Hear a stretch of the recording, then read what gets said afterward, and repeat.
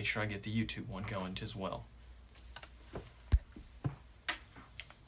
So, all right, and still getting my stuff, sorry guys, a little bit organized here. Better than I am. All right, guys. Hello, my name is Dennis Misigoy, Libertarian for the U.S. Senate here in the state of Florida. Qualified, going to be on that ballot this November. Coming back after a little bit of a hiatus, but back here to join you with you guys for another Thursday live stream, like I said. Talking about whatever we've got to talk about. I'll kind of go through little stuff that I have and can find, but obviously anybody, if you're watching live, definitely give questions if you got them, comments, ideas, thoughts, other things, everything. We want to hear it. As you all know, us running here as a third-party candidate in a statewide race, it's a big uphill battle to climb, and that means it's it's all that much more important for us to have the resources we need to be able to reach, because we got a lot of people to reach, a lot of people to share the message of individual liberty with. Obviously, not everyone's quite as open to it as we like, but I think way more of us here in Florida are than many of us realize, and certainly than the past would indicate. I think there's a definite desire for a certain measure of independence and to be left alone, and that is exactly the kind of government that we want to have, one that doesn't interfere in people's lives, and one that doesn't, squander our resources on doing absolutely terrible things, not just wasteful and stupid, but really outright evil sort of things. And so that's a lot of the stuff we've talked about in the past, stuff we want to combat. And so I'm going to just run down some various things, man. Let's see.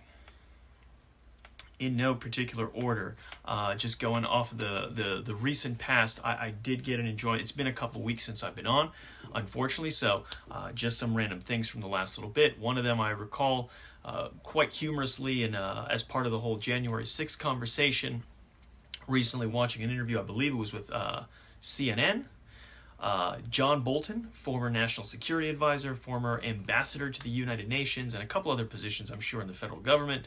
The guy with the big old mustache who always wants to go to war with somebody.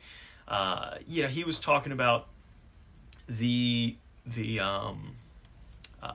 January 6th event, the quote unquote insurrection, and talking about how basically that really wasn't an attempted coup d'etat.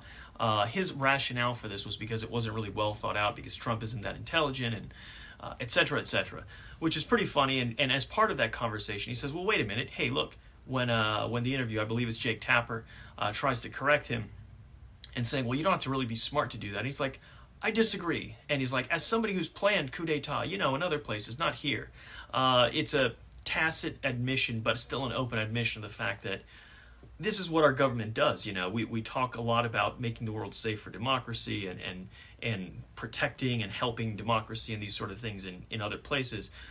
The reality of our foreign policy, though, happens to be a lot of this that on top of, the regime change wars, on top of a lot of the overt sort of action and military pressure, is also this subversive sort of action of the funding and plotting of coups and support for insurgents who overthrow governments and all this sort of thing that is really quite ugly, and really foreign governments, which we are in this case to other countries, shouldn't be doing. Obviously, if you remember how everyone reacted after Trump got elected and the insistence that this was some sort of Russian plot and everything else, that he was the secret Russian agent and so forth and so on, people were, perhaps understandably quite outraged about the idea of a foreign power, influencing our elections and deciding who's going to be, hold the highest office in our country.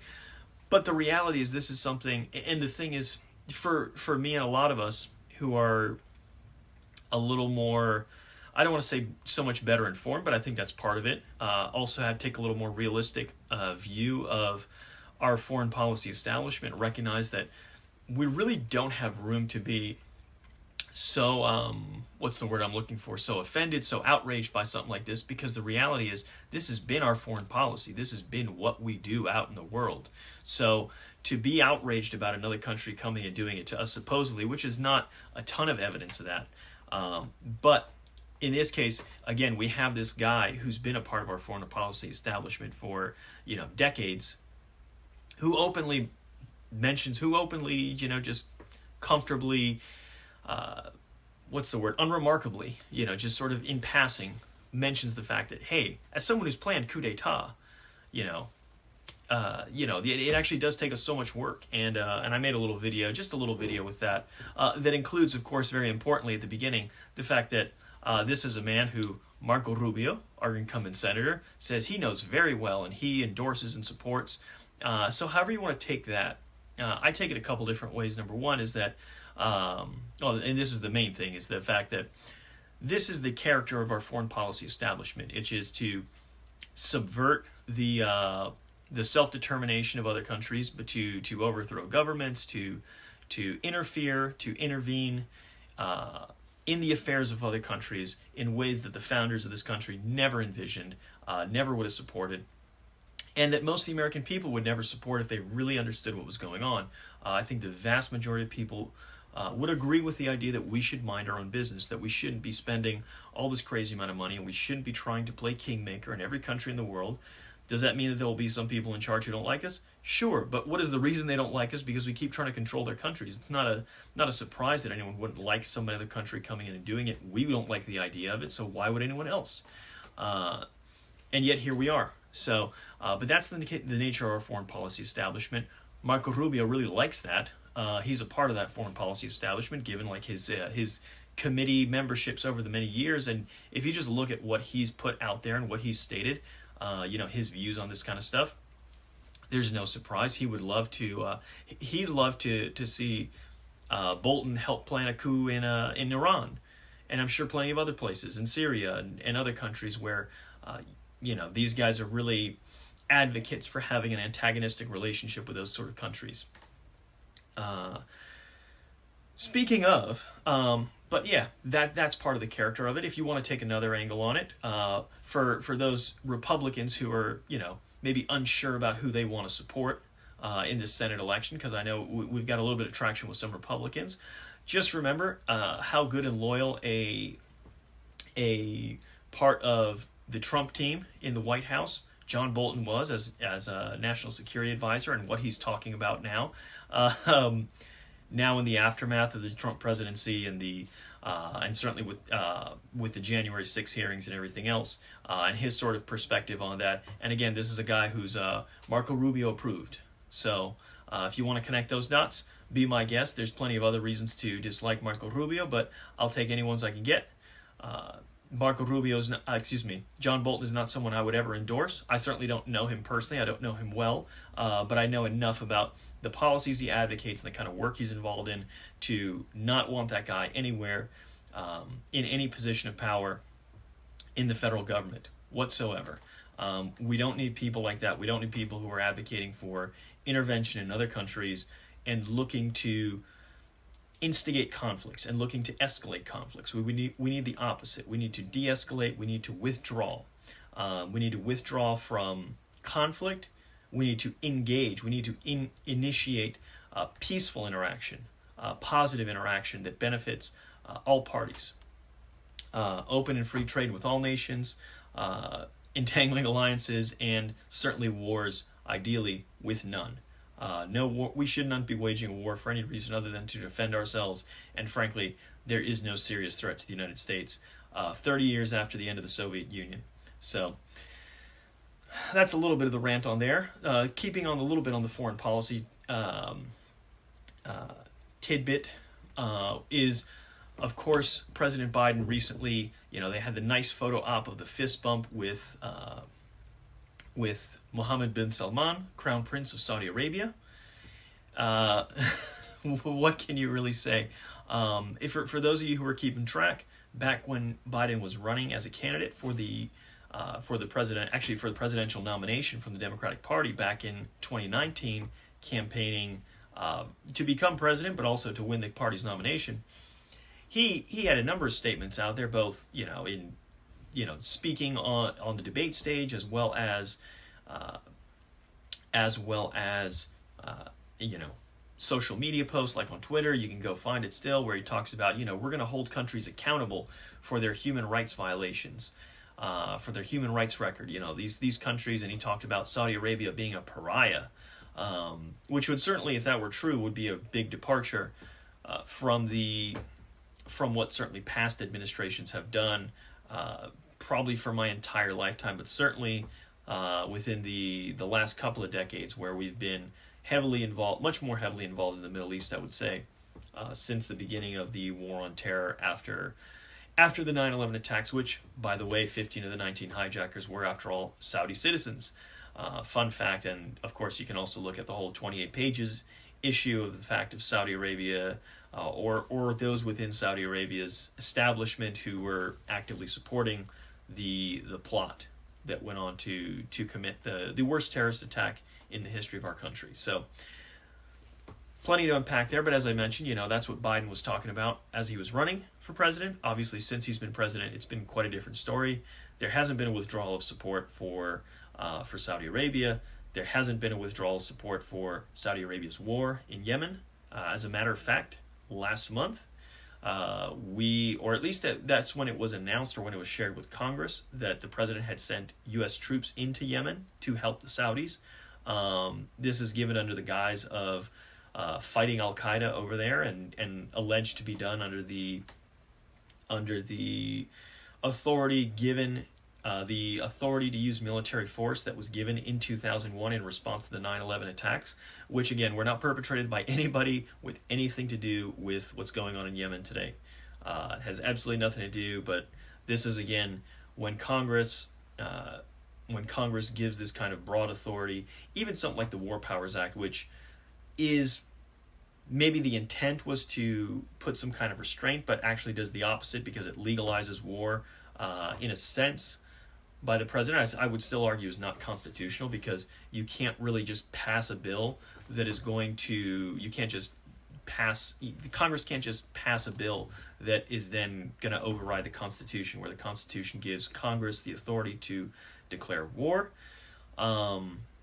doesn't give presidents the authority to initiate it, and that's essentially what they try to do with the War Powers Act, in case of emergency. But let's be real, if there was an actual emergency where Congress was unable to meet, no one would kick up any fuss about the president, as commander-in-chief, leading U.S. forces to retaliate. There's absolutely no one that would be viewing that as a real constitutional crisis. The reality is that these aren't emergencies where Congress cannot meet, but Congress has simply passed the buck on, abdicated their authority, and it's what we need is people in the House and the Senate who are not going to abdicate that authority, who are going to stand up and, hold the line and refuse to give that up to the president, to whoever may be in the White House, and also not to write them blank checks, not to write the military-industrial complex blank checks. So essentially blank checks. I mean, we're giving them $750 billion U.S. tax dollars this year.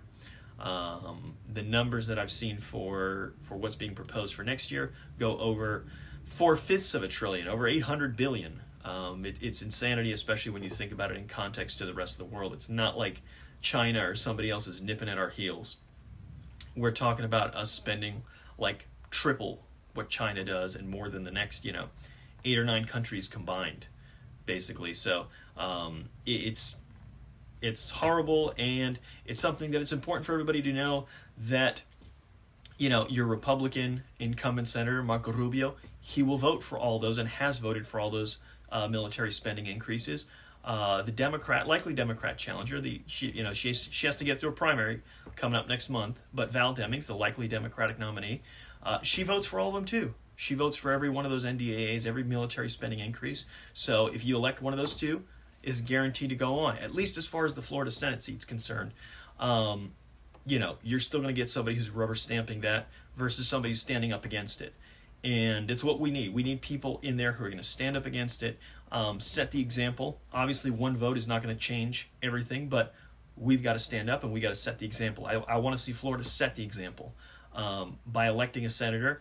Obviously, I'm talking about me, but a senator who's going to refuse to just let this pass and allow this to continue, who will stand up, stand as a voice against this, vote consistently against it, and against all the other sort of largesse, especially this sort of destructive, really evil sort of thing when you think about all the things that go on under the auspices of this policy. So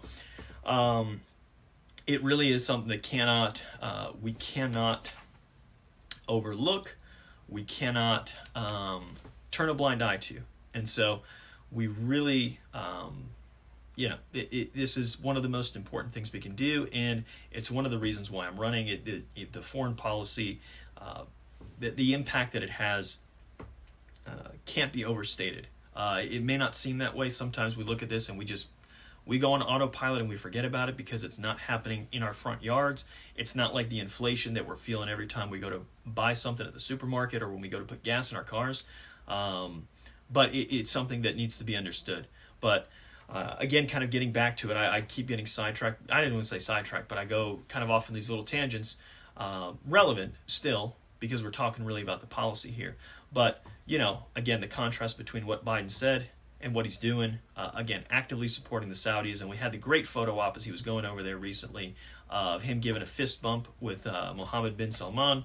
And, that photo op in comparison to the statements of the past is really just indicative of the reality of American politics, the political establishment that will promise you one thing and do the absolute opposite. I mean, if you think about it, and I'll take a shot again back at the Republicans here. A decade ago, a little over a decade ago, back in 2010, we had the Tea Party wave of the GOP in 2010 in response to the Obama election. Obama was elected in 2008 as president, and then the Republicans swept into Congress and everything back in 2010. Part of that wave, guess who was? Marco Rubio. What was the big thing with the Tea Party? They were talking about fiscal responsibility. They were talking about cutting back and all this waste and stuff. What's happened since then? All these guys got elected. A lot of them are still there. Some have left, but a lot of them are still there. Marco Rubio is obviously still there. And what's happened? The national debt was around $14 trillion back then. Now it's over $30 trillion.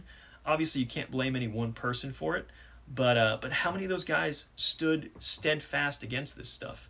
How many of them stood up against all these debt ceiling increases and against every spending increase and actually fought to cut overall spending? Again, just look at the military spending by itself. Even the year after we withdrew from the largest war in the longest war in American history, the war in Afghanistan. Even after that, we're still increasing military spending. And then what else are we doing? We've got this proxy war, for all intents and purposes, that we're running in Ukraine. Now, yes, it's true that Russia invaded Ukraine. It doesn't seem, though, when you really look at it, and I'd encourage everyone to go listen to stuff that Scott Horton has talked about with this, because that's a guy really, and the folks at antiwar.com in general. But it's not as though the U.S. was trying to avoid this situation, and they're certainly not trying to de-escalate the situation today. What they want to do is keep sending money over. We've already sent, so far this year, around, 54 billion of 53 billion American tax dollars to Ukraine to help in this effort. Just for comparison's sake, the annual Russian military spending is around 66 billion. So we have almost given them in half a year, almost as much as the entire annual Russian military budget, for a little bit of context. And again, at the same time, this is when we are not just with this massive debt that sometimes people tend to overlook and not think really matters that much, but we're also facing record inflation, 8-9%.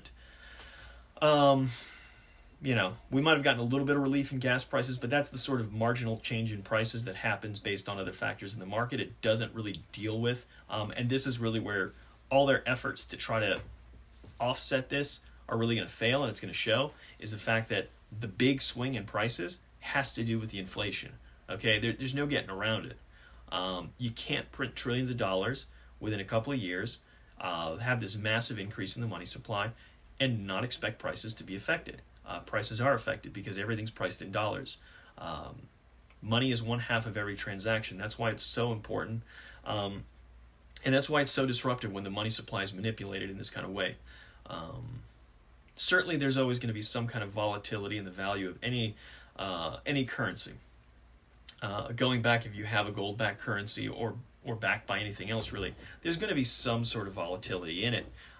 You can't control every factor, but certainly one of the things you should not do is not have an institution like the Federal Reserve, which manipulates the monetary system and the money supply, not just in order to enable big government to enact its crazy agendas and to just spend. I don't want to say as bad as a drunken sailor, because really I don't think even drunken sailors are constrained by the fact that they only have so much money. That's different from government. They can just have these guys create money out of thin air. And in theory, government could do it themselves if they, again, didn't abdicate that authority and illegally pass it on to a central bank. So, but it's one of these issues that, again, is really important and is affecting everybody. And, we have such incredible dishonesty about it. And it's why, but like I said, their efforts to try to bring those prices down or affect those prices, they might be able to bring it down, 10 cents, 25 cents. But, gas is $4, over $4 here in Florida. Obviously other states like out west, they're talking $6, $7 in some places. But here in Florida, it's mostly around $4, a bit over $4. Maybe some places are a little bit less, but where it was, 2 something a year or so ago, somewhere in the middle of twos. So that kind of a huge price swing, they can't undo that by sort of tinkering around the edges and doing this stuff if they're never going to address the root cause. And the root cause is not corporate greed. Because corporate greed is not a variable. Okay, this is the thing people got to understand when we talk about the causes of all this price disruption and why the prices have gone up for everything. It's not greed. Okay, greed is not a variable that changes. We need to look at something that changes. This is how you do problem solving. So I'm a software developer by trade, but this is true, I think, in really any sort of problem solving. Occupation, when you're really looking at something and you're trying to analyze a problem and say, well, why did this happen? Why did this thing break? What do you look at? You look at what changed. Okay, what is the thing that changed? If I'm trying to figure out why something's not working for somebody, I'm trying to look at, well, what's different about his case where it's not working versus everybody else's case where it has been working.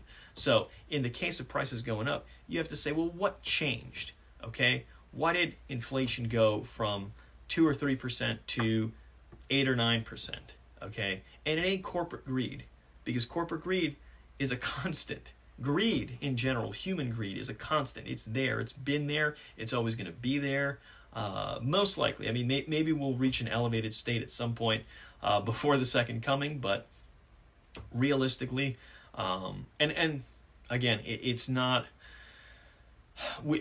Working within the constraints of reality is part of the reason why you want to have an economic system such as free markets, capitalism, if you want to say that. I know some people have different ideas about what that term means, but a price-coordinated economy creates a situation where people pursuing that self-interest, as long as you've got respect for property rights, tends to result in things that benefit the most amount of people, good things in general for the society, by having people pursue that. Anyone who's developing a system or envisioning a system, an economic system or whatnot, that is dependent on people abandoning greed and becoming purely altruistic and selfless and whatnot, is doomed to fail, because you're not likely to. I shouldn't say not possible, but it's very, very unlikely that you're going to get people to abandon their own self-interest in the pursuit of something else. People, and if it's not for themselves, providing for their family or some other group of people that they care deeply about. It's just human nature, and we've got to embrace that in how we design policy and how we envision the world. But going back to it again, greed is a constant. Greed is something that's always been there. It's always going to be there, most likely, and it's disingenuous when these guys pretend that that's the cause. Then they try to pretend that it's the Putin price hike. Obviously, certainly a war in Eastern Europe is disruptive, but at the same time, it's a situation where, you know, what is again, what's the actual direct impact? Sure, there'll be food production disruptions that'll affect a lot of other countries, and certainly that'll have a cascading effect. But when you talk about what's going on right now, and certainly the energy costs and things like that, look, we're the ones who put sanctions on Russia. Okay, not the other way around. Which is stuff that actually increases prices in terms of not wanting to do business. And again, the desire to not want to de-escalate the situation and find a resolution at any point since this whole thing began, again, is not really trying to help the situation. It only furthers it. But again, it's important for us to understand all the factors and what are the things that change, but also the fact in that particular case that prices and inflation were already flying off the handle before any of the Russian forces earlier this year crossed into Ukraine and began that invasion. So we got to be honest with ourselves and honest whenever someone tries to lie to us dead to our faces and tell us that the cause of this is something else. And we have to recognize what it tells us about the people who are saying that, because, you know, and then we've got to take that information and act on it. So, you know, that's what I'm doing here as a candidate, trying to act on the recognition that we really cannot continue on the path that we're on, that we cannot continue with the political system that we have, with the kind of candidates we have, with the kind of elected officials we have. So, you know, so I'm trying to do my part, step up, and offer you guys here in Florida an alternative. And, you know, I'll wrap it up by asking you guys for your support and doing the same thing. If you head over to Misigoy.com, you got the URL over here. Plenty of other places where you can link to the site. There's a big old gold button that says donate. You can click on there. If you're looking on a desktop, it's in the top right. If you're looking on a mobile device, it'll just be at the top under the top banner. But you click there, it'll take you to the page. If you happen to be one of our good friends who's into crypto, you want to donate using Bitcoin, we can do that. We got a link for that at the top of that page. Or you can make a conventional U.S. donation in U.S. dollars. Go ahead in there. We need the help. Our biggest obstacle is the fact that we don't have the resources to compete.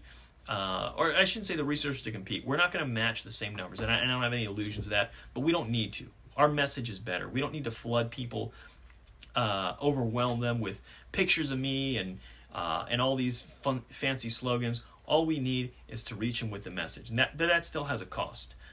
So that's what I need you guys' help for. Please go in, check it out. Help us out if you like what you heard here.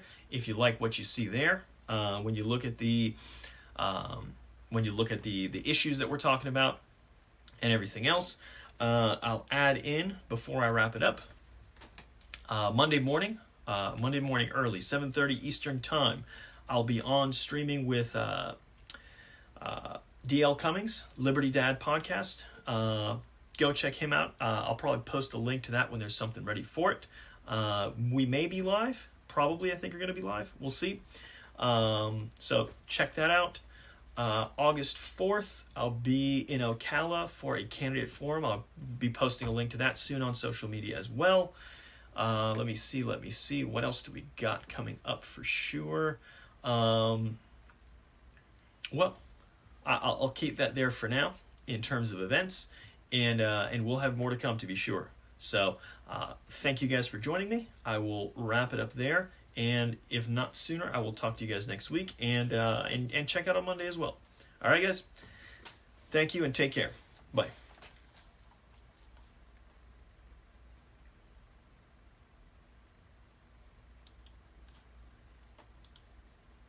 Thank you.